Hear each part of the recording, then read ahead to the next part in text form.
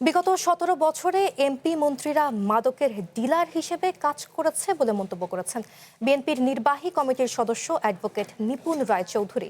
দুপুরে ঝিনাইদহে গাছের চারা ও সহায়তার চেক বিতরণ অনুষ্ঠানে যোগ দিয়ে তিনি এই কথা বলেন। তিনি আরও বলেন, ভাঙা বাংলাদেশকে পুনরুদ্ধার করে তরুণ সমাজকে মাদকের ছোবল থেকে বের করে আনতে হবে। কেবল আইন প্রয়োগ করে এ সমস্যা রোধ সম্ভব নয় উল্লেখ করে তিনি জানান, যুব সমাজকে রক্ষায় ইমাম ও পুরোহিতদের মাধ্যমে মসজিদ মন্দির থেকেও সচেতনতা বাড়াতে হবে।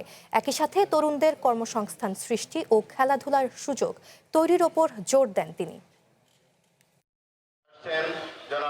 রবীন্দ্রনাথ রায় এবং চেক গ্রহণ করছেন সদর উপজেলা কলেজের বেঞ্চ সরবরাহ প্রথম কিস্তি। এখন বৃক্ষরোপণের কার্যক্রম